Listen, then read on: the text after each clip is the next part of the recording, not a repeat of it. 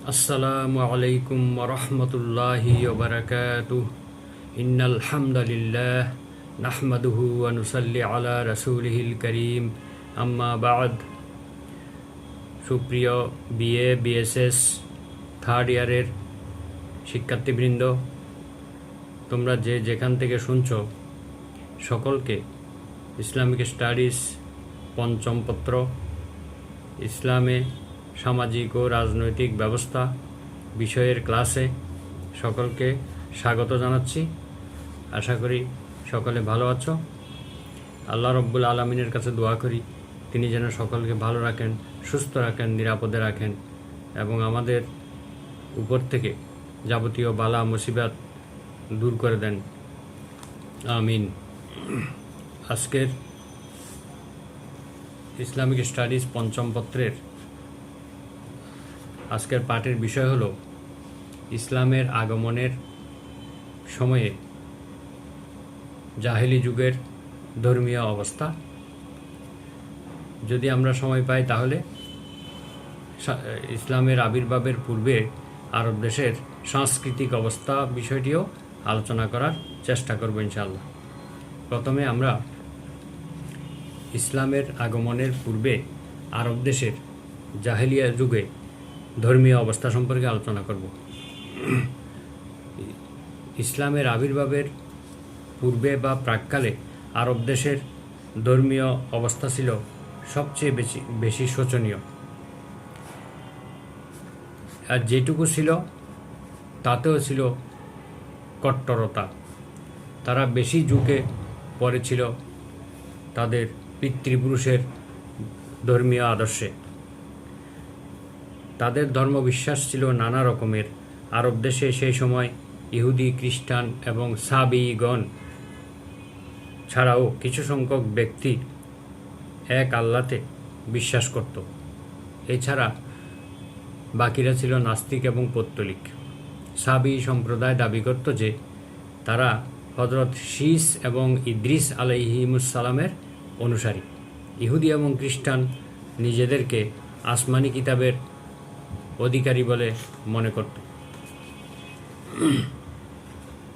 আরব দ্বিতীয় হলো পৌত্তলিকতা। পৌত্তলিকতা ছিল আরব দেশের সর্বাধিক প্রসারিত ধর্ম। পৌত্তলিকতা হলো মূর্তি পূজা। আদ, সামুদ, জাদিস, জারঙ্গম এবং আমালেকা গোত্রগুলো ছিল পুরোপুরি পৌত্তলিক। পবিত্র কাবাগৃহে ৩৬০টি মূর্তি প্রতিষ্ঠিত ছিল। আরবের লোকেরা সর্বজনীনভাবে সেগুলোর পূজা করত। প্রধান প্রধান দেবদেবী ও তাদের সম্পর্কে আরবদের ধারণা। আরবরা বহু দেবদেবীতে বিশ্বাসী ছিল। এদের কাল্পনিক মূর্তি তৈরি করে তারা নানা উপাচারে এদের পূজা অর্চনা করত। মূর্তিগুলোর মধ্যে হুবল, ওয়ারা, সাওয়া, ইয়াগুস, ইয়াউক, নসর, লাত, মানাত, উজ্জা প্রভৃতি ছিল প্রধান। লাত, মানাত এবং উজ্জাকে তারা আল্লাহর কন্যা হিসেবে বিশ্বাস করত। মক্কার নাখলা নামক স্থানে উজ্জা দেবীর মন্দির প্রতিষ্ঠিত ছিল। সেখানে দেবীর উদ্দেশ্যে নরবলি দেয়া হতো। উজ্জা সবচেয়ে ক্ষমতাশালী দেবী বলে আরবরা বিশ্বাস করত। হুবল ছিল দেবতাদের মধ্যে শ্রেষ্ঠ। আসফ নামক দেবতাকে সাফা পাহাড়ে এবং নামিলা নামক দেবতাকে মারওয়া পাহাড়ে প্রতিষ্ঠিত করা হয়েছিল। হজের মৌসুমে এই দুই দেবীর উদ্দেশ্যে পশু এবং নরবলি দেয়া হতো। তো তারা এইসব দেবদেবীর পূজা তারা যে করত সেই ব্যাপারে পবিত্র কোরআনে আল্লাহ তাআলা বলেছেন, আউযু বিল্লাহি মিনাশ শাইতানির রাজীম, বিসমিল্লাহির রহমানির রহিম, ওয়া ইযা ক্বিলা লাহুমুত্তাবিউ মা আনজালাল্লাহু ক্বালু বাল নাত্তাবিউ মা আলফাইনা আলাইহি আবাআনা আওয়ালাউ কানা আবাউহুম লা ইয়াকিলুনা শাইআন ওয়া লা ইয়াহতাদুন। সূরা বাকারা আয়াত নম্বর 170। আল্লাহ তাআলা বলেন, যখন তাদেরকে বলা হয় যে তোমরা আল্লাহ তাআলা যা নাজিল করেছেন তার অনুসরণ করো, ইসলামের অনুসরণ করো, মহানবী সাল্লাল্লাহু আলাইহি ইসলামের অনুসরণ করো, তখন তারা বলে আমরা বরং আমাদের পিতৃপুরুষদের কাছ থেকে যা পেয়েছি, যা কিছু প্রাপ্ত হয়েছি তারই অনুসরণ করব। আমরা আর অন্য কিছু অনুসরণ করতে রাজি নই। আল্লাহ বলছেন যদিও তাদের পিতৃপুরুষরা কোনো কিছু ভালোভাবে বুঝতেন না, যদিও তারা সঠিক পথের উপরে ছিলেন না, হেদায়েত প্রাপ্ত ছিলেন না, তারপরেও তারা এসব কথা বলে। তাহলে বোঝা গেল তারা তাদের পিতৃপুরুষদের আদর্শের অনুসরণ করার জন্য তারা ইসলামের অনুসরণ করতে অসম্মতি প্রকাশ করেছে। তাদের এই বিশ্বাসের কারণ হচ্ছে তারা মনে করত যে তাদের পিতৃপুরুষরা তাদের চাইতে অনেক ভালো বুঝতেন, তাই তারা এইসব দেবদেবীর উপাসনা করে গিয়েছে, সুতরাং তাদের এর থেকে বেশি বোঝার প্রয়োজন নেই। অথবা তারা ইসলামের বিধিবিধানকে অনেক কঠিন এবং কষ্টসাধ্য মনে করেছিল, তাই তারা সেদিকে মনোযোগ না দিয়ে অত্যন্ত সহজভাবে, শর্টকাটভাবে পার পেয়ে যাওয়াকেই তারা বুদ্ধিমানের কাজ মনে করেছিল। তাই তারা এই ইসলামের অনুসরণ করতে তারা অসম্মতি প্রকাশ করেছিল। এরপরে সূরা সাফফাতের 69 থেকে 71 নম্বর আয়াতে, এই 3টি আয়াতে আল্লাহ বলছেন ইন্নাহুম আলফাউ আবাআহুম দাল্লিন, নিশ্চয়ই অবিশ্বাসীরা তাদের পিতৃপুরুষদেরকে পথভ্রষ্ট অবস্থায় পেয়েছিল। ফাহুম আলা আসারিহিম ইউহরাউন, তারপরেও তারা তাদের পদাঙ্ক অনুসরণের জন্য ধাবিত হয়েছে। কোনোরূপ চিন্তাভাবনা না করেই, চিন্তা গবেষণা না করেই, ভালো মন্দ না বুঝেই তারা তাদের অনুসরণে ধাবিত হয়েছে। লাকাদ দাল্লা ক্বাবলাহুম আকসারুল আউয়ালিন, অবশ্যই তাদের পূর্ববর্তী অনেকেই পথভ্রষ্ট ছিল, তাদের পূর্ববর্তীরা অনেকেই পথভ্রষ্ট ছিল। তারপরে তারা যে দেবদেবীর অনুসরণ করত সেরকম কয়েকজন দেবদেবীর নাম সূরা নূহের 23 থেকে 24 নম্বর আয়াতে আল্লাহ তাআলা উল্লেখ করেছেন যে যখন নূহ আলাইহিস সালাম তার জাতিকে রাত দিন দাওয়াত দিতে শুরু করেছিলেন, প্রকাশ্যভাবে, গোপনে, উচ্চস্বরে, নিম্নস্বরে বিভিন্ন দাওয়াতের কৌশল অবলম্বন করে নূহ আলাইহিস সালাম যখন তার জাতিকে ইসলামের দিকে আহ্বান করেছিলেন, তখন তারা নূহ আলাইহিস সালামকে দেখলে মাথার উপরে কাপড় দিয়ে মুখ ঢেকে ফেলত। সূরা নূহে আল্লাহ বলছেন ওয়াস্তাগশাউ সিয়াবাহুম, তারা তাদের মুখ ঢেকে ফেলত, তারপরে নূহ আলাইহিস সালামের থেকে পালিয়ে যে বেরাতো। তারপর তারা এক পর্যায়ে তারা বলল অকালু লা তাজারুন্না আলিহাতাকুম ওয়ালা তাজারুন্না ওয়াদ্দাম ওয়ালা সুওয়াআন ওয়ালা ইয়াগুসা ওয়া ইয়াউকা ওয়া নাসরা ওয়াকাদ আযাল্লু কাসীরান ওয়ালা তাজিদিজ যালিমিনা ইল্লা দালালা। কাফিরদের কথা আল্লাহ তাআলা এখানে উল্লেখ করেছেন যে তারা তাদের জাতির লোকদেরকে এই কথা বলে সাবধান করে দিয়েছিল যে খবরদার তোমরা লা তাজারুন্না, তোমরা অবশ্যই পরিত্যাগ করবে না তোমাদের এই উপাস্যদেরকে। তোমরা যে বাপদাদার কাছ থেকে, পিতৃপুরুষদের কাছ থেকে উত্তরাধিকার সূত্রে যেই ধর্ম পেয়েছ এবং যেই উপাস্যগুলো তোমরা পেয়েছ সেগুলোকে সাবধান, তোমরা সেগুলোকে কোনোভাবেই পরিত্যাগ করবে না, ছাড়বে না। ওয়ালা তাজারুন্না ওয়াদ্দান, আর বিশেষ করে তোমরা ছাড়বে না ওয়াত নামক দেবতাকে, ওয়ালা সুওয়াআন, সুওয়া দেবতাকে, ওয়ালা ইয়াগুসা, ইয়াগুসকেও ছাড়বে না, ওয়া ইয়াউকা ওয়া নাসরা, ইয়াউক, নাসর, এই 5টি মূর্তির কথা এখানে উল্লেখ রয়েছে, এদেরকে কোনোভাবেই তোমরা ছাড়বে না। ওয়াকাদ আযাল্লু কাসীরা, আল্লাহ বলছেন এইসব মূর্তিগুলো অথবা এইসব লোকেরা অনেক লোককে তারা পথভ্রষ্ট করেছে। ওয়ালা তাজিদিজ যালিমিনা ইল্লা দালালা, আর জালেমদেরকে পথভ্রষ্টতা ব্যতীত আর কোনো কিছুই বৃদ্ধি করে না। জালিমদের জন্য পথভ্রষ্টতা ছাড়া আর কোনো কিছুই বৃদ্ধি পায় না। তো এইখানে এই যে তারা এই 5জন দেবদেবীর নাম উল্লেখ করেছেন, এরা ছিল আসলে নূহ আলাইহিস সালামের পূর্বের সৎ লোক, নেককার লোক। তারা পূর্ববর্তী নবীর আদর্শে বিশ্বাসী ছিল, তারা অত্যন্ত ভালো মানুষ ছিল। তাদের মৃত্যুর পরে তারা তাদের মূর্তি বানিয়ে তাদেরকে উপাসনা করা শুরু করেছিল।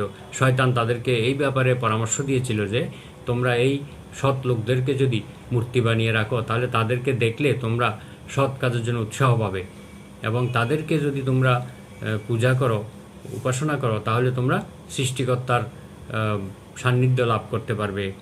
এই আশায় তারা এই সমস্ত ভালো লোকদেরকে তারা উপাসনা করত। এরপরে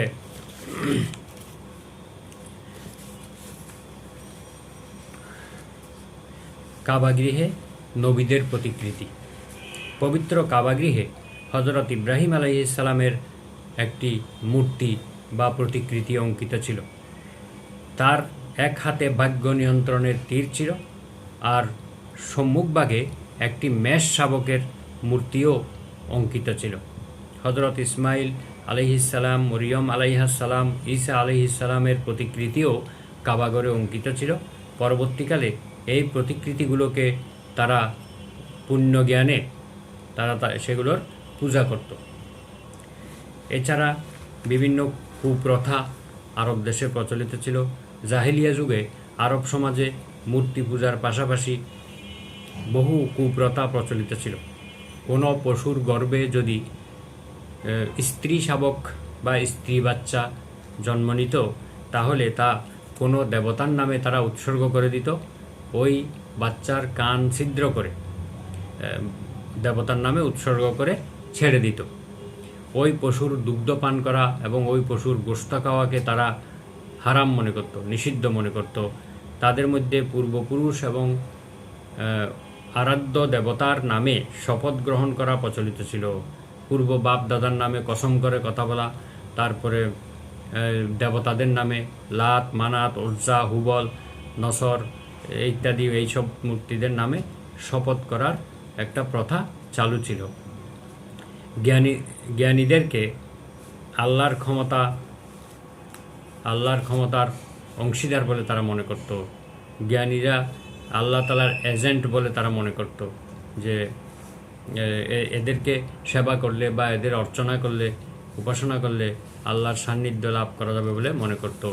যেমন তারা এই সব দেবদেবীর উপাসনা কেন করে, এর উত্তরে অবিশ্বাসীরা বলেছিল, লিয়ুকাররিবুনা ইলাল্লাহি যুলফা, এইসব দেবদেবীরা আমাদেরকে আল্লাহর সান্নিধ্যে পৌঁছিয়ে দিবে, আল্লাহর নৈকট্য লাভে সহযোগিতা করবে। এই বিশ্বাসে তারা এইসব দেবদেবীর উপাসনা করত। হজ পালন এবং তওয়াফ। প্রাক ইসলামী যুগে আরব সমাজে কাবাগৃহের হজ পালন এবং অত্যন্ত পুণ্যময় কাজ হিসেবে বিবেচিত ছিল। তারা ওমরা, সাই, তওয়াফ ইত্যাদি সব কিছু করত, কিন্তু তাতে বিভিন্ন ত্রুটি বিচ্যুতি, মারাত্মক ধরনের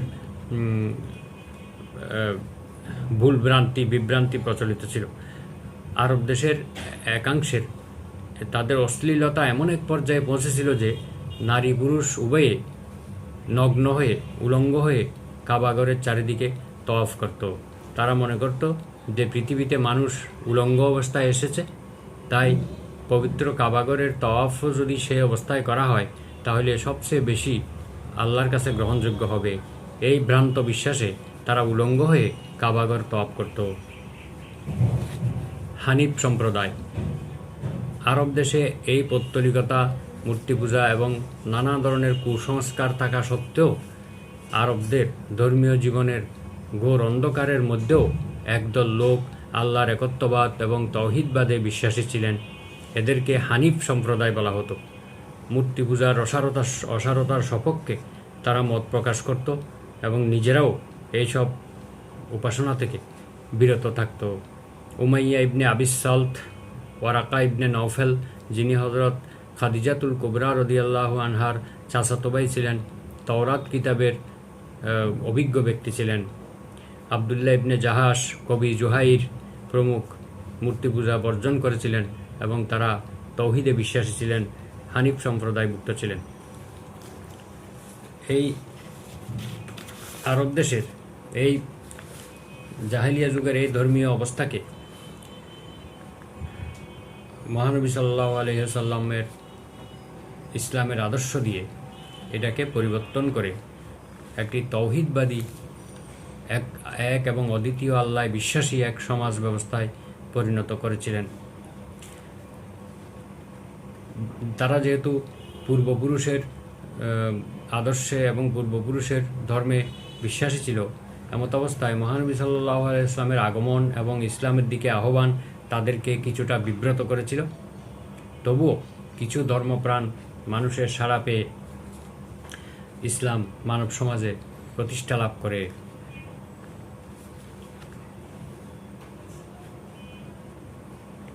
সেই সময়ে ইহুদি এবং খ্রিস্টানরা নিজ নিজ ধর্মের অনুসরণ করলেও পরবর্তীতে তারা শিরকে লিপ্ত হয়ে পড়ে। যেমন খ্রিস্টানগণ মহান আল্লাহ তাআলার সাথে শরিক করে তারা বলতো যে ইন্নাল্লাহা হুয়া সালিসু সালাসাহ, আল্লাহ তাআলা হচ্ছেন তিনজনের একজন। তারপরে তারা বলতো অকালাতিন নাসারাল মাসীহ ইবনু মারিয়ামা, অকালাতিন নাসারাল মাসীহ ইবনু মারিয়াম।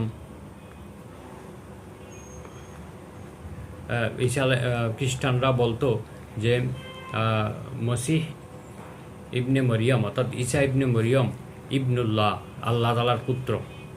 তারপরে মরিয়মকে তারা আল্লাহর স্ত্রী মনে করত। এইভাবে আল্লাহ, মরিয়ম এবং ঈসা আলাইহিস সালাম এই তিনজনকেই তারা আল্লাহ বলতো মনে করত এবং আল্লাহ তাআলা তিনজনের একজন বলে তারা বিশ্বাস করত। এভাবে ইহুদিগণ ওয়াকালাতিল ইয়াহুদুল উযাইরুন ইবনুল্লাহ, ইহুদিরা বলতো ওজাইর নামক একজন ব্যক্তি, তিনি নবী ছিলেন কিনা মতভেদ রয়েছে, তাকে আল্লাহর পুত্র বলে মনে করত। এইভাবে তারা শিরকে লিপ্ত হয়ে পড়ে। এই জন্য মহানবী সাল্লাল্লাহু আলাইহি ওয়াসাল্লাম তার আগমনের পর তাদেরকে ইসলামের প্রতি আহ্বান জানায়। পবিত্র কোরআনে আল্লাহ তাআলা বলেছেন, ওয়ামা উমিরু ইল্লা লিয়াবুদুল্লাহা মুখলিসিনা লাহুদ্দিন হুনাফা ওয়া ইউকিমুস সালাতা ওয়া ইউতুজ যাকাতা ওয়া যালিকা দীনুল কাইয়্যিমাহ। আর তাদেরকে এক আল্লাহ ছাড়া অন্য কারো ইবাদত করতে আদেশ দেয়া হয়নি। নিষ্ঠার সাথে কায়েম মনোবাক্যে দিনকে আল্লাহর জন্য নির্দিষ্ট করে এককভাবে আল্লাহর ইবাদত করার জন্য তাদেরকে নির্দেশ দেওয়া হয়েছিল এবং তাদেরকে সালাত প্রতিষ্ঠা করা, যাকাত আদায় করা নির্দেশ দেওয়া হয়েছিল। আর এটাই ছিল সুদৃঢ় এবং সুপ্রতিষ্ঠিত দিন। সূরা বাইয়িনা আয়াত নম্বর 5।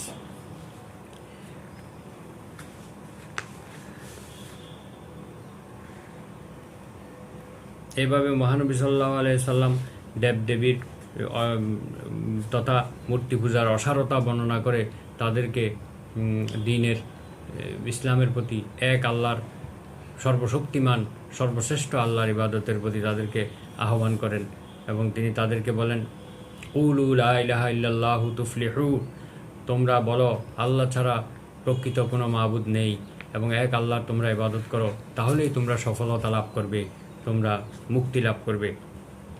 এইভাবে তার আহ্বানে সাড়া দিয়ে বহু লোক ইসলামে প্রবেশ করে। এইভাবে ধীরে ধীরে মক্কা এবং আরব দেশ থেকে এই আল্লাহ ব্যতীত অন্যান্য দেবদেবীর উপাসনা ইত্যাদি দূরীভূত হয়ে যায় এবং আল্লাহ তাআলার একত্ববাদ প্রতিষ্ঠিত হয়। আরব দেশে এছাড়াও সৌরজগতের বিভিন্ন গ্রহ নক্ষত্র তারকারাজির উপাসনাও প্রচলিত ছিল। ঐতিহাসিক স্যার উইলিয়াম মুইর বলেছেন, সুদূর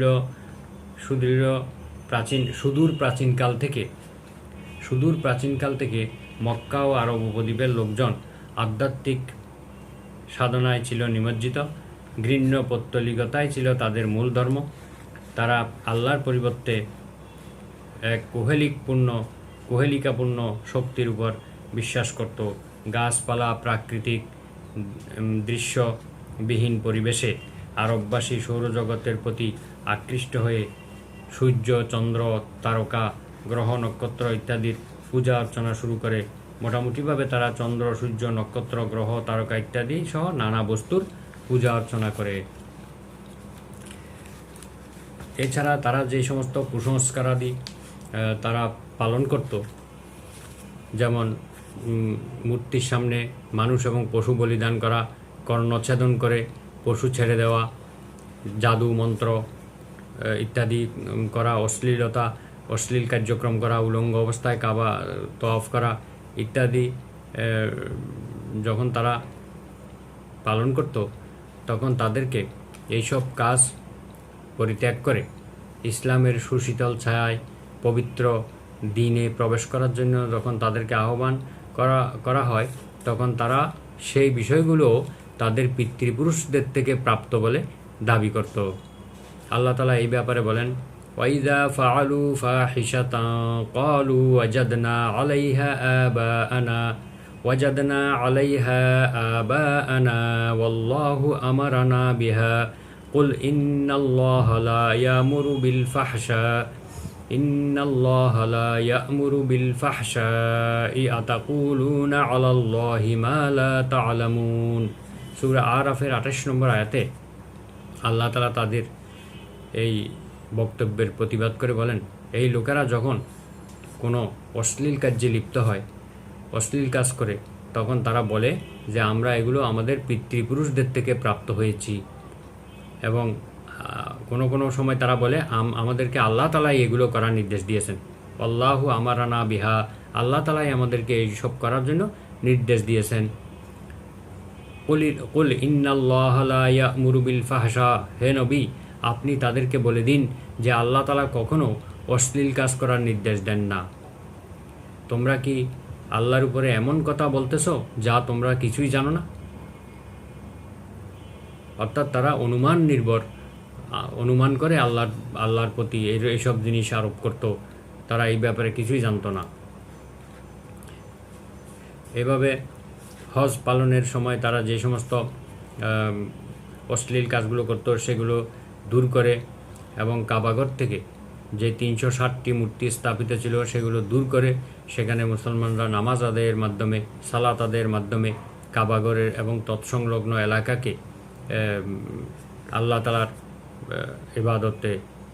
তাআলার ইবাদত প্রতিষ্ঠা করে, এবং সেখান থেকে মূর্তি এবং অন্যান্য উপাস্যগুলো দূরীভূত করে। তো মহানবী সাল্লাল্লাহু আলাইহি ওয়াসাল্লাম এর ইসলাম প্রচারের সময় কিছু সংখ্যক লোক তৌহিদবাদী ছিল, আল্লাহর প্রতি বিশ্বাসী ছিল, তাদেরকে হানিফ সম্প্রদায় বলা হতো। তারা এক আল্লাহর প্রতি বিশ্বাসী ছিল এবং পূর্ববর্তী নবীর আদর্শে বিশ্বাসী ছিল। এই জন্য মহানবী সাল্লাল্লাহু আলাইহি ওয়াসাল্লাম ঘোষণা করেছেন যে 3 ব্যক্তির জন্য দ্বিগুণ পুরস্কার রয়েছে। সালাসাতুল লাহুম আজরান, 3 ব্যক্তির জন্য দ্বিগুণ পুরস্কার রয়েছে। তো তার মধ্যে এক ব্যক্তি হলো যিনি ইসলামের পূর্বেও ঈমানদার ছিল, এবং মহানবী সাল্লাল্লাহু আলাইহি ওয়াসাল্লামের আগমনের পরে তার প্রতিও যারা বিশ্বাস স্থাপন করেছে তিনিও দ্বিগুণ পুরস্কারের অধিকারী হবেন। তো এই সমস্ত লোকেরা যেহেতু আগের নবীর উপরও তারা বিশ্বাসী ছিল, মহানবী সাল্লাল্লাহু আলাইহি ওয়াসাল্লামের আগমনের পরপর তার প্রতিও তারা বিশ্বাস স্থাপন করে ইসলাম গ্রহণ করেছে। এই জন্য তাদের জন্য আল্লাহর পক্ষ থেকে দ্বিগুণ পুরস্কারের ঘোষণা দিয়েছেন মহানবী সাল্লাল্লাহু আলাইহি ওয়াসাল্লাম। যেহেতু তারা পূর্ববর্তী একজন নবীর আদর্শ পালন করে যাচ্ছেন এবং এটাতেই তারা অভ্যস্ত হয়েছেন, এমত অবস্থায় সর্বশেষ এবং সর্বশ্রেষ্ঠ নবীর আগমন হয়েছে, এবং এই সময়ে তাদের পূর্ববর্তী নবীর আদর্শ এবং তার দিনকে পরিত্যাগ করে নতুন এই নবীর আদর্শকে গ্রহণ করা, এটি তাদের জন্য অনেক কঠিন ব্যাপার ছিল। তারপরেও যেহেতু তারা এই কাজ করতে সক্ষম হয়েছে, এই জন্য আল্লাহ তাদের জন্য দ্বিগুণ পুরস্কার রেখেছেন। তারা জাহেলিয়া যুগেও মুমিন ছিল এবং ইসলামের সময়েও মুমিন ছিল, এই জন্য তাদের জন্য দ্বিগুণ পুরস্কার ঘোষণা করে তাদেরকে তাদের সৎকর্মের পুরস্কার দেয়া হয়েছে। তো আখিরাত সম্বন্ধে ধারণা, প্রাক ইসলামী যুগে অথবা ইসলামের আগমনের পরে যখন তাদেরকে আখিরাত সম্বন্ধে সচেতন করা হলো, আখিরাতের ব্যাপারে তাদেরকে সতর্ক করা হলো যে তোমরা এই দুনিয়াতে যা কিছু করছো তার জন্য আখিরাতে তোমাদেরকে জবাবদিহি করতে হবে, সৎ কাজের পুরস্কার সেখানে পাওয়া যাবে এবং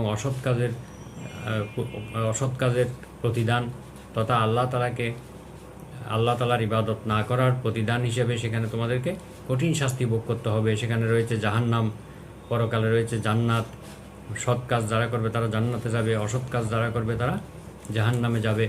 এইভাবে তাদেরকে সতর্ক করা হয়েছিল এবং জান্নাতের বিভিন্ন সুখ শান্তি, আখেরাত জাহান্নামের বিভিন্ন শাস্তির বর্ণনা যখন দিচ্ছিলেন তখন তারা সেগুলোকে হাসির খোরাক হিসেবে গ্রহণ করেছে, সেগুলো ঠাট্টা বিদ্রূপের উপকরণ হিসেবে তারা গ্রহণ করেছে। তারা নানাভাবে মহানবী সাল্লাল্লাহু আলাইহি ওয়াসাল্লামের এই সমস্ত বক্তব্যকে তারা হেসে উড়িয়ে দিত, ঠাট্টার স্থলে উড়িয়ে দিত। তারা এমনও বলতো যে মৃত্যুর পরে যখন পুনরায় জীবিত করা হবে এ কথা শুনে তারা বলতো মাই ইউহিল ইযামা ওয়া হিয়া রামীম, আমাদের হাড় গোড় মৃত্যুর পরে মাটির সাথে মিশে যাবে, সেখান থেকে আমাদেরকে কে জীবিত করবে? এইভাবে তারা বলতো আইজা মিতনা ওয়া কুন্না তুরাবান যালিকা রাজউম বাঈদ, আমরা মরে যাব, মাটির সাথে মিশে যাব, তারপরে আমাদেরকে পুনরায় জীবিত করা হবে, এটা তো অনেক দূরের ব্যাপার, অনেক পরের ব্যাপার। এভাবে তারা আখিরাতের বিভিন্ন বিশ্বাসকে তারা প্রত্যাখ্যান করত এবং এমনও তারা দাবি করত যে তুমি যেটা দাবি করতেছো সেটা এখনই নিয়ে আসো, আখিরাতের যে শাস্তির কথা তুমি বলছো আমাদেরকে তা এক্ষুনি তুমি আমাদের জন্য নিয়ে আসো। এইভাবে বলার দৃষ্টতা তারা দেখাতো নবীজির সামনে। এই জন্য আখিরাতের প্রতি তাদের বিশ্বাস ছিল না। পরবর্তীতে মহানবী সাল্লাল্লাহু আলাইহি ওয়াসাল্লামের ইসলামের প্রতি আহ্বান এবং তার দাওয়াত, তার যুক্তিপূর্ণ আলোচনা এবং আল্লাহর বাণী তাদের কাছে প্রচার করতে করতে এক পর্যায়ে লোকেরা ধীরে ধীরে সেই আখিরাতের প্রতি বিশ্বাস স্থাপন করতে লাগলো এবং এক সময়ে বিপুল সংখ্যক লোক দলে দলে ঝাঁকে ঝাঁকে ইসলামে প্রবেশ করে এবং আখিরাতের প্রতি পূর্ণ বিশ্বাসী হয়ে যায়। বলা যায় যে একমাত্র আখিরাতে বিশ্বাসের কারণেই তাদের চরিত্রের আমূল পরিবর্তন ঘটেছিল। সেই জাহেলি যুগের সেই বর্বর লোকগুলো সোনার মানুষে পরিণত হয়েছিল। আজও আখিরাতে বিশ্বাস মানুষের চরিত্রের আমূল পরিবর্তন ঘটাতে পারে। একটি মাত্র জিনিস, যে মৃত্যুর পরে আল্লাহর কাছে উপস্থিত হতে হবে, সেখানে সমস্ত কর্মকাণ্ডের জবাবদিহি করতে হবে এবং আখিরাতের চেতনাই মানুষকে সচ্চরিত্রবান বানাতে পারে, পাপ কাজ থেকে বিরত রাখতে পারে এবং মানুষের মধ্যে মানবিক মূল্যবোধ জাগ্রত করতে পারে। আখিরাতের বিশ্বাসই মানুষকে সোনার মানুষে পরিণত করতে পারে। তাই সকল মানুষের মধ্যে এই আখিরাতের বিশ্বাস জাগিয়ে তোলা এবং আখিরাতে বিশ্বাসের ভিত্তিতে জীবন পরিচালনা করা সবার জন্য কর্তব্য এবং প্রত্যেক অভিভাবকের দায়িত্ব হলো তার সন্তানদেরকে আখিরাতে বিশ্বাসের প্রতি উদ্বুদ্ধ করা, আখিরাতের বিষয়গুলো ব্যাপারে তাকে সচেতন করে দেওয়া এবং এর ভিত্তিতে যার জীবনকে গড়ে তোলা। তাহলে মানুষ অনাড়ম্বর জীবনযাপনে অভ্যস্ত হবে। এই দুনিয়াকে অস্থায়ী মনে করে সেই দুনিয়ার জন্য বেশি প্রচেষ্টা করবে না, আখিরাতের জন্যই বেশি চেষ্টা সাধনা করবে। আর এটাই হচ্ছে মানুষের জন্য সবচেয়ে গুরুত্বপূর্ণ। মহানবী সাল্লাল্লাহু আলাইহি ওয়াসাল্লাম বলেছেন আল কাইয়িসু মান দানা নফসাহু ওয়া আমিলা লিমা বাদাল মাউত, সবচেয়ে বুদ্ধিমান ব্যক্তি সেই ব্যক্তি যে তার নফসকে নিয়ন্ত্রণ করতে পারে, তার প্রবৃত্তিকে নিয়ন্ত্রণ করতে পারে, দমন করতে পারে এবং মৃত্যুর পরের জীবনের জন্য আমল করে, মৃত্যুর পরের জীবনের জন্য যে পাতেও সংগ্রহ করে সেই হচ্ছে সবচেয়ে বুদ্ধিমান ব্যক্তি। আর যে দুনিয়ার জীবনের জন্য জমা করে সে হচ্ছে সবচেয়ে বোকা ব্যক্তি। তো উপসংহারে বলা যায় ইসলাম হচ্ছে মানবতার দিন, মানবতার ধর্ম। তদানীন্তন জাতি ধর্ম সম্পর্কে অজ্ঞ ছিল বিদায় তাদের মধ্যে ধর্মীয় অনুভূতি কম ছিল। দুনিয়ার প্রতি মোহ, দুনিয়ার প্রতি ভালোবাসা এবং দুনিয়ার প্রতি আকর্ষণ তাদেরকে আল্লাহর ব্যাপারে এবং পরকালের ব্যাপারে তাদেরকে অজ্ঞ করে রেখেছিল। কিন্তু ইসলামের আগমনের পর দিন সম্পর্কে, ধর্ম সম্পর্কে যখন তারা জানতে পারলো, তাদের ভিতরে আস্তে আস্তে ধর্মীয় অনুভূতি জাগ্রত হলো। তারা ইসলামের সুশীতল ছায়ায় প্রবেশ করতে লাগলো। এভাবে ধর্মীয় অবস্থার উন্নতি হয় এবং ইসলাম শক্তিশালী একটি দিন হিসেবে, ধর্ম হিসেবে সারা বিশ্বে ছড়িয়ে পড়ে এবং স্বীকৃতি লাভ করে। এখন আমরা ইসলামের প্রাথমিক যুগে আরব দেশের সাংস্কৃতিক অবস্থা সম্পর্কে বর্ণনা করব। ইসলামের পূর্ব যুগে আরবদের সাংস্কৃতিক অবস্থা মোটামুটি উন্নত ছিল বলা যায়। কাব্য এবং কবিতা রচনায় তারা বেশ পারদর্শী ছিল। জাহেলিয়াত বলা হয় ওই যুগকে, যখন আরবের লোকদের মধ্যে কোনো ধর্মীয় অনুভূতি ছিল না।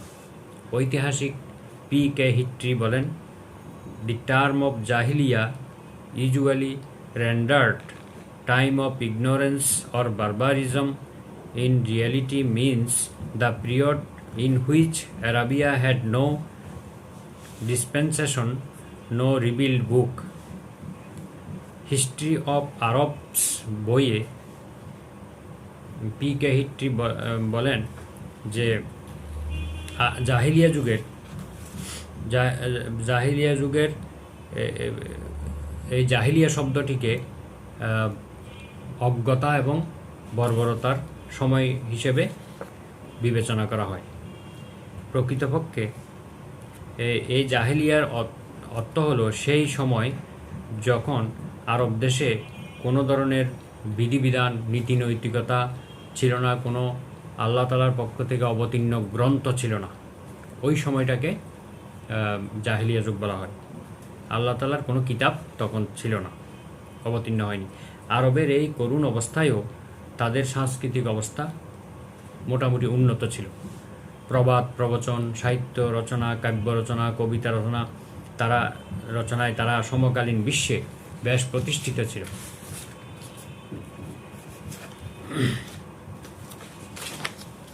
ইসলামের প্রথম যুগে আরবের সাংস্কৃতিক অবস্থা অন্যান্য অবস্থা তেমন একটা সুবিধাজনক না হলেও আরবের সাংস্কৃতিক অবস্থা উন্নত ছিল।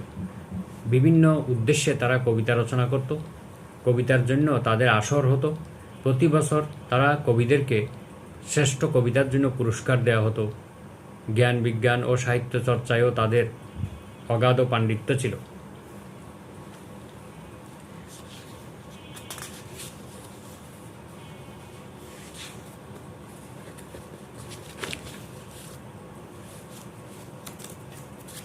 সাংস্কৃতিক বিকাশ।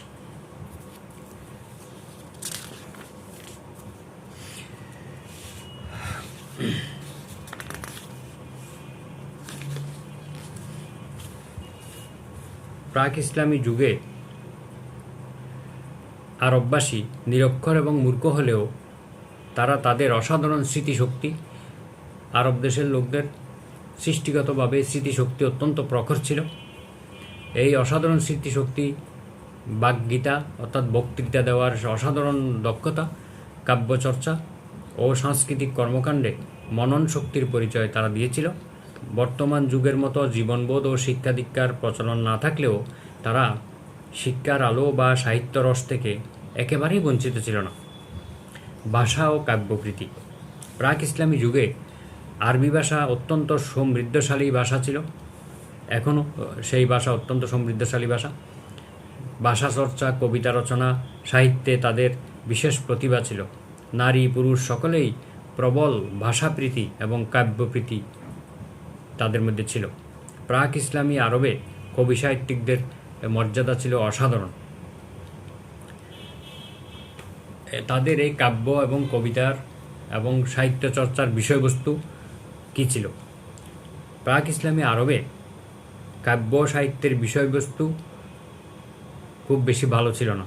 এই বিষয়বস্তুর মধ্যে ছিল নারী প্রেম, নারীর বিভিন্ন অশ্লীল বর্ণনা, বংশগৌরব, বীরত্বপূর্ণ কাহিনী, বিভিন্ন যুদ্ধের গৌরবগাথা, যুদ্ধবিগ্রহের ঘটনাবলী ইত্যাদি ছিল তাদের সাহিত্য, কবিতা এবং কাব্যের আলোচ্য বিষয়। কবিরা তাদের অশ্লীল কবিতার মাধ্যমে সমাজের যত প্রকার অনর্থ ঘটনাগুলো ঘটাত। সমাজে কবিরা অতি মানব হিসেবে মর্যাদা পেলেও তাদের কবিতায় মৌলিক চিন্তাধারার অভাব পরিলক্ষিত হয়। তো প্রাক ইসলামী যুগে কবি, পণ্ডিত ও সাংস্কৃতিক কর্মীদের মধ্যে রয়েছে ইমরুল কায়েস, তারাকা, আমর, উম্মে কুলসুম, লবিত, জুহায়ের, হারিস, আন্তারা ইত্যাদি নাম বিশেষভাবে উল্লেখযোগ্য। তো এদের মধ্যে কেউ কেউ ইসলাম কবুল করেছিলেন। তখনকার কাব্যগুলোর মধ্যে মুআল্লাকাত, দিওয়ান আল হামসা, কিতাব আল আসানি নামক গ্রন্থের মাধ্যমে জাহেলিয়া যুগের গীতিকাব্যসমূহ সংরক্ষিত করা আছে। এই গ্রন্থগুলো এখনও আরবি সাহিত্যে যারা পড়াশোনা করেন বিভিন্ন বিশ্ববিদ্যালয়ে এগুলো পড়ানো হয়। এই যে কবিদের এইসব সাহিত্যিকদের কর্মকাণ্ড সম্পর্কে পবিত্র কোরআনে একটি সূরা নাম হচ্ছে সূরাতুশ শুআরা। শুআরা মানে কবিগণ। কবিদের সম্পর্কে আল্লাহ তাআলা বলেন 224 এবং 224 থেকে 227 নম্বর আয়াতে, এই 4টি আয়াতে আল্লাহ তাআলা কবিদের সম্পর্কে বলেন ওয়াশ-শুআরাউ ইয়াত্তাবিউহুমুল গাবুন। বিভ্রান্ত লোকেরাই, পথভ্রষ্ট লোকেরাই কবিদেরকে অনুসরণ করে থাকে। আলাম তারা আন্নাহুম ফি কুল্লি ওয়াদিন ইয়াহিমুন। হে রাসূল, আপনি কি লক্ষ্য করেন না যে তারা প্রত্যেক উপত্যকায়, মাঠে ময়দানে তারা বিভ্রান্ত হয়ে উদ্ভ্রান্তের মতো ঘুরে বেড়ায়। ওয়া আন্নাহুম ইয়াকুলুনা মা লা ইয়াফআলুন। এই কবি সাহিত্যিকগণ, কাব্যিকগণ যা কিছু তারা বলে তারা তা নিজেরা পালন করে না। তারা এমন সব কথা বলে যা তারা নিজেরা করে না। তবে ইল্লাল্লাযীনা আমানু ওয়া আমিলুস সালিহাতি ওয়া যাকারুল্লাহা কাসীরা, তবে ওইসব কবিরা নয় যারা ঈমান এনেছে, সৎকর্ম সম্পাদন করেছে এবং আল্লাহ তাআলাকে অধিক স্মরণ করে। ওয়ান্তাসারু মিন বা'দি মা যুলিমু, এবং যারা অত্যাচারিত হওয়ার পরে প্রতিশোধ গ্রহণ করে, এইসব কবিরা নয়। তাহলে এইখানে এই কবিদেরকে আল্লাহ তাআলা বিভ্রান্ত বলেছেন, জাহেলিয়া যুগের কবিদেরকে বিভ্রান্ত বলেছেন এবং তারা উদ্ভ্রান্তের মতো ঘুরে বেড়ায় বলেছেন এবং তাদের কথা আর কাজের কোনো মিল নেই। তারা কবিতার মধ্যে এমন সব কথামালা, কাব্যের মধ্যে, গ্রন্থের মধ্যে এমন সব কথামালা তারা যুক্ত করে যেগুলোর বাস্তবতা অনেক ক্ষেত্রে নেই, এবং তারা নিজেরা মানুষদেরকে উপদেশ দেয় কিন্তু নিজেরা সেগুলো পালন করে না। তবে ইমানদার কবিদেরকে ইমানদারদের আল্লাহ তাআলা প্রশংসা করেছেন যে তারা আল্লাহ তাআলাকে অধিক স্মরণ করে, ভালো কাজ করে এবং কবিতার মাধ্যমে তারা অত্যাচারিত হলে, অপমানিত হলে তার কবিতা দিয়েই তার প্রতিশোধ গ্রহণ করে। এইসব কবিদের সম্পর্কে আল্লাহ তাআলা প্রশংসা করেছেন। সূরা হাক্কার মধ্যে আল্লাহ তাআলা বলেছেন 40 থেকে 43 নম্বর আয়াতে, ইন্নাহু লাকাউলু রাসূলিন কারীম। এই কোরআন হচ্ছে একজন সম্মানিত বাহকের মাধ্যমে প্রেরিত বক্তব্য। ওমা হুয়া বিকাউলি শাইরিন। এই কোরআন কোনো কবির কবিতা নয়, কবির বক্তব্য নয়। কারণ কাফিররা মহানবী সাল্লাল্লাহু আলাইহি ওয়াসাল্লামকে এক পর্যায়ে কবি বলেছিলেন। কোরআনের অনেক আয়াতগুলো পরপর মিল থাকার কারণে তারা এটাকে কবিতার বই মনে করেছিল। তাই তারা মহানবী সাল্লাল্লাহু আলাইহি ওয়াসাল্লামকে কবি, গণক এবং তাকে বিভিন্ন পাগল বলে তাকে আখ্যায়িত করতে লাগলো। তখন আল্লাহ তাআলা জবাবে বললেন, ওমা হুয়া বিকাউলি শাইরিন। এটি কোনো কবির কোনো বক্তব্য নয়। কলিলাম মা তুমিনুন। তোমাদের খুব কম লোকই ঈমান আনয়ন করো। ওয়ালা বিকাউলি কাহিনিন। এবং এই কোরআনের বক্তব্য কোনো গণকের বক্তব্য নয়। কলিলাম মা তাযাক্কারুন। তোমাদের খুব কম সংখ্যক লোকই উপদেশ গ্রহণ করো। তানজিলুম মির রব্বিল আলামিন। এই কোরআন হচ্ছে বিশ্বজাহানের প্রতিপালক আল্লাহর পক্ষ থেকে অবতীর্ণ বাণী। তো এই মুসলিম কবি যারা ইমানদার ছিল তাদের মধ্যে হযরত হাসান ইবনে সাবিত, যিনি মহানবী সাল্লাল্লাহু আলাইহি ওয়াসাল্লামের রাষ্ট্রীয় কবি, সভা কবি ছিলেন। মহানবী সাল্লাল্লাহু আলাইহি ওয়াসাল্লামের পক্ষ থেকে কাফির মুশরিকরা যে ব্যঙ্গ বিদ্রূপ করে কবিতা রচনা করত নবীজির বিরুদ্ধে, ইসলামের বিরুদ্ধে, তিনি সেগুলোর জবাব দিতেন। নবীজির সঙ্গে সঙ্গে তিনি থাকতেন, কবিতার মাধ্যমে, সাহিত্যের মাধ্যমে জবাব দিতেন। হাসান ইবনে সাবিত রাদিয়াল্লাহু আনহু। এরপরে মুসলিম কবিদের মধ্যে ছিল কাব ইবনে মালিক, আবদুল্লাহ ইবনে রাওয়াহা রাদিয়াল্লাহু আনহুম, ওনারা ছিলেন মহানবী সাল্লাল্লাহু আলাইহি ওয়াসাল্লামের অত্যন্ত প্রিয় কবি। তাহলে কবি, কবিতা, সাহিত্য ইত্যাদি ভালো জিনিস, যদি সেগুলো আল্লাহর প্রতি বিশ্বাসী হয়ে এবং সত্য কথা দিয়ে যদি করা হয়, তাহলে তা অবশ্যই প্রশংসনীয় এবং সেগুলো গ্রহণযোগ্য। এভাবে ইসলাম কবি সাহিত্যিকদের নৈতিক চরিত্রকে পরিবর্তন করে দিয়েছিল এবং তাদের সেই জাহেলিয়া যুগের অশ্লীল সাহিত্য কবিতার পরিবর্তে তা অত্যন্ত মার্জিত এবং গ্রহণযোগ্য রুচিসম্মত কবিতা সাহিত্যে পরিণত করেছিল।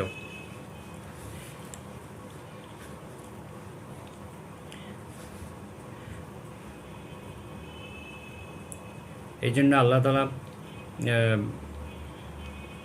বলেন যে ওয়ালা তাকরাবুল ফাওয়াহিশা মা যাহারা মিনহা ওয়া মা বাতান, তোমরা অশ্লীলতা, লজ্জাহীনতা যত বস্তু আছে সেগুলোর তোমরা কাছেও যেও না।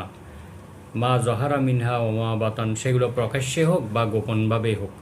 সূরা আনআমের 151 নম্বর আয়াতে আল্লাহ তাআলা এই অশ্লীলতাকে নিষিদ্ধ করেছেন। এটি কবিতার মধ্যে হোক, সাহিত্যের মধ্যে হোক, যে কোনোভাবে হোক না কেন, এই সংস্কৃতির নামে হোক, এগুলি কোনোভাবেই করা যাবে না। এই জন্য ইসলামী সাহিত্যের মধ্যে, কবিতার মধ্যে কোনো অশ্লীলতা নেই, কোনো ধরনের লজ্জাহীনতা বা অশ্লীলতার কোনো স্থান নেই। তো আরব দেশে এই ওকাজ মেলা নামে একটি মেলা বসত প্রতি বছর। সেখানে কবিতা, সাহিত্য ইত্যাদি রচনা করা হতো। তারপরে সেখানে শ্রেষ্ঠ কবিকে পুরস্কৃত করা হতো প্রতি বছর। কিন্তু যখন কোরআন অবতীর্ণ হলো, তখন তাদের এই ধরনের তাদের সাহিত্য, কবিতা, কাব্য ইত্যাদি চরমভাবে তখন সেগুলো অবস্থা মন্দা হয়ে গেল, সেগুলো মার খেয়ে গেল, সেগুলো মানুষের মধ্যে আর গ্রহণযোগ্যতা হারিয়ে ফেলল। কারণ কোরআনের বিশুদ্ধ, শাশ্বত, চিরন্তন এক কোরআনের কাব্যিক আবেদন মানুষকে আকৃষ্ট করতে লাগলো, মানুষের হৃদয় মন স্পর্শ করতে লাগলো। তো এই কোরআনের সাহিত্যিক এবং কাব্যিক মান সমস্ত আরব দেশের সেই কবিতা, সাহিত্য, কাব্যকে পরাজিত করে দিল। কোরআন বিজয়ী একটি গ্রন্থ হিসেবে আত্মপ্রকাশ করলো। এতে দেখা গেল যে কোরআনের সাহিত্যের কাছে তাদের সাহিত্য, কবিতা ইত্যাদি পরাজিত হয়ে গেল, মার খেয়ে গেল। তখন মানুষ রুচিসম্মত, মার্জিত সাহিত্য চর্চার দিকে ঝুঁকে পড়ল। অশ্লীল কবিতা, অশ্লীল সাহিত্য তখন আর বাজারে চলে না। এভাবে ইসলাম অশ্লীলতাকে মার্জিত সাহিত্য দিয়ে, কবিতা দিয়ে পরিবর্তন করে দিয়েছিল।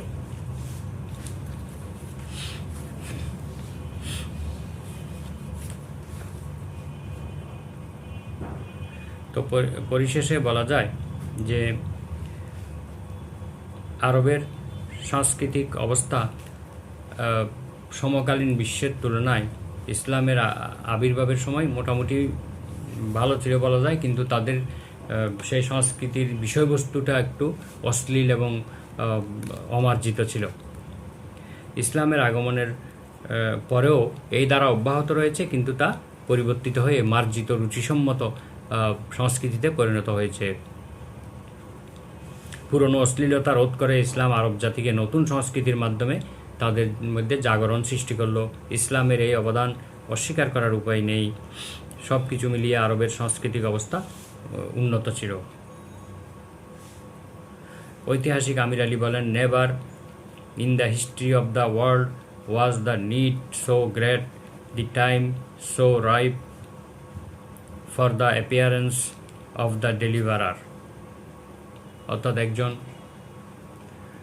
আল্লাহর পক্ষ থেকে একজন দূত উপস্থিত হওয়ার পরে সেই আরব দেশের অবস্থা আমূল পরিবর্তন সাধিত হয়েছিল। তো আমরা আজকে ইসলামিক স্টাডিজ পঞ্চম পত্রের দুটি বিষয় নিয়ে আলোচনা করলাম। ইসলামের আবির্ভাবের প্রাক্কালে আরব দেশের ধর্মীয় অবস্থা এবং ইসলামের আগমনের কারণে এই ধর্মীয় অবস্থা কিভাবে পরিবর্তন হয়েছিল। আর দ্বিতীয় বিষয়টি হলো ইসলামের আবির্ভাবের প্রাক্কালে আরব দেশের এর সাংস্কৃতিক অবস্থা এবং এই সাংস্কৃতিক অবস্থাকে কিভাবে পরিবর্তন করে ইসলামের অনুগত করা হয়েছিল, সেই দুটি বিষয়ে আমরা আলোচনা করেছি। এই দুটি বিষয়ের প্রশ্ন হলো যে ইসলামের আগমনের প্রাক্কালে আরব দেশের বা জাহিলি যুগের ধর্মীয় অবস্থার বর্ণনা করো এবং ইসলামের আবির্ভাবের পরে সেই ধর্মীয় অবস্থা কিভাবে পরিবর্তন হলো তা বর্ণনা করো। আরেকটি প্রশ্ন হলো ইসলামের প্রাথমিক যুগে অথবা ইসলামের আগমনের প্রাক্কালে আরব দেশের সাংস্কৃতিক অবস্থার বর্ণনা দাও এবং ইসলামের আগমনের পরে এই সাংস্কৃতিক অবস্থার কিভাবে পরিবর্তন সাধিত হয়েছিল। তো আমরা আজকে এই ক্লাসের এখানে সমাপ্তি ঘোষণা করছি। সকলে এর সুস্বাস্থ্য, দীর্ঘায়ু এবং কল্যাণ কামনা করছি। মহান আল্লাহ তাআলার কাছে দোয়া করে আমরা এখানেই শেষ করছি। সুবহানাকা আল্লাহুম্মা ওয়া বিহামদিকা আশহাদু আল্লা ইলাহা ইল্লা আনতা আস্তাগফিরুকা ওয়া আতুবু ইলাইক। আসসালামু আলাইকুম ওয়া রাহমাতুল্লাহি ওয়া বারাকাতুহু।